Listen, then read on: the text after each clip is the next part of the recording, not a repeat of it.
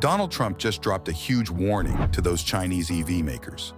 Now, the Biden administration is all about electric cars. They're like, let's make the air cleaner and save the planet. To do this, they're practically handing out goodies to anyone who buys an electric car. We're talking tax breaks, discounts, you name it. Biden wants electric cars to be the thing, aiming for 2 out of every 3 new cars sold in the US by 2032 to be electric. That's a lot of electric cars, right? Because of this dream, the US car industry is throwing cash left and right, over $120 billion into making electric cars.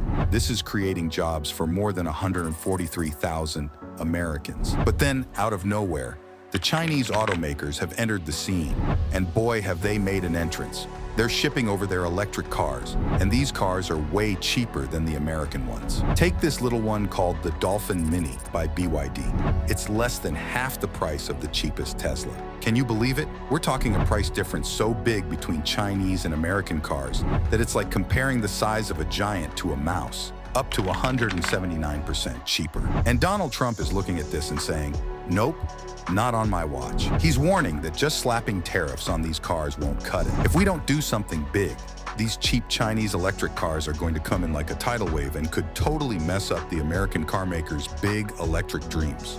So how is Trump going to stop the Chinese EV makers? Trump is gearing up for a major comeback, aiming for the presidency once more. And guess what? If he makes it back to the White House, it's not just a big deal for the US. It's a massive shakeup for Chinese EV makers too. Trump's been out there talking to crowds, throwing down some serious words. He's saying, Biden's pushing for electric cars, but for auto workers, it's like walking into a nightmare. In addition, Trump's got a plan for the Chinese too. He's looking at these Chinese cars coming into the US, and he's not just raising an eyebrow. He's planning to bring down the hammer. He is literally saying, you think you can flood our market? Watch this. Boom! He's talking about slapping a gigantic 100% tariff on Chinese vehicle imports. That's right, doubling their price just like that. It's his way of flexing muscles against the growing power of Beijing's auto industry. And it's not just Trump getting riled up. Over in Washington, there's a whole chorus of voices from both sides of the political aisle, Democrats and Republicans alike, saying we need to do something big to protect American jobs from this overseas challenge. Just 9 days before Trump dropped his tariff bombshell, Democratic senators were already whispering to the Biden administration, saying, hey, maybe we should crank up the tariffs on those Chinese-made cars. Even Republican lawmakers are jumping into the fray, with proposals flying around to ramp up the pressure on Chinese vehicles.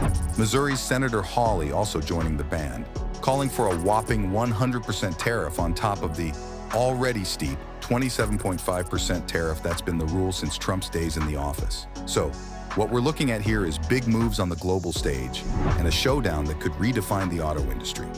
Trump is all about bringing the heat to Chinese EV makers with those massive tariffs. But he is not the only problem for the Chinese either. He's not flying solo on this mission. Even though they might not be cheering for his return to the White House, many people from the other side, the Democrats, aren't exactly rushing to disagree with him on this one.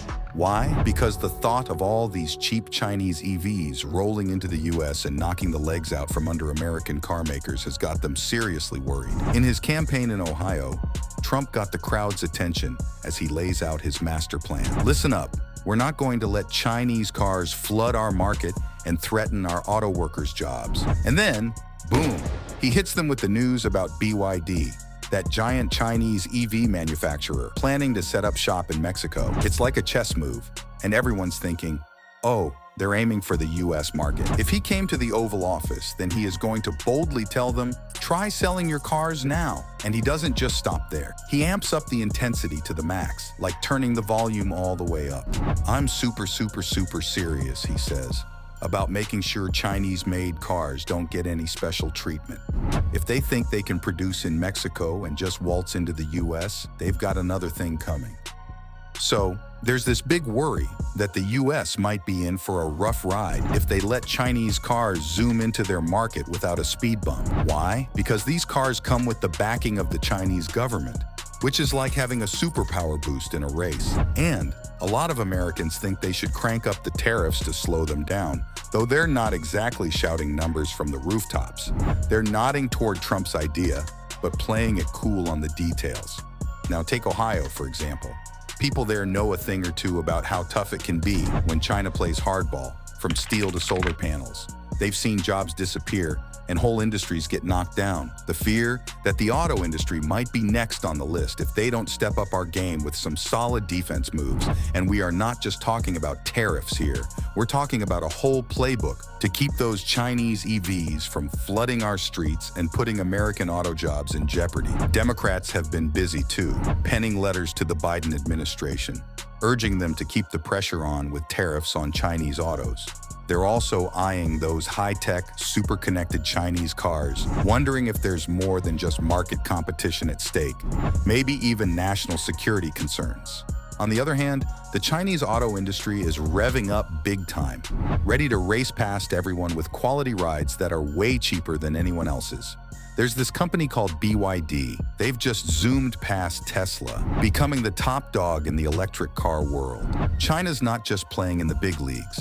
They're setting new records, becoming the world's champ in car exports, both the electric kind and the old-school gasoline ones. China's got a stranglehold on about 85% of the essential minerals needed to build these electric cars. That's a huge deal because it means they could potentially leave everyone else in the dust. While the US has been all about those fancy, high-end electric cars with price tags that make your eyes water, China's playing a different game. They've got EVs like the BYD Seagull hatchback that's as cheap as chips, priced around $11,000. This is making a lot of people nervous, thinking China might pull the same moves that shook up other American industries. And with China's economy hitting a slow patch, they've got a massive pileup of electric cars to the tune of 10 million units just waiting for a new home. Guess where they're looking? Yep, the US market. So Donald Trump, yeah, the former president, is shaking things up in a massive way. He's not just throwing shade, he's launching a full-on blitz against the EV world, including the king of the hill, Tesla. And guess what? This has got Elon Musk, the guy behind Tesla, is seriously riled up.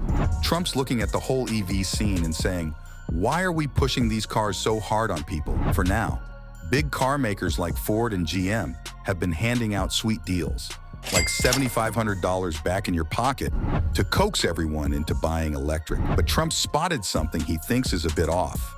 Now that everyone's into EVs, those prices are starting to look sky high. His game plan?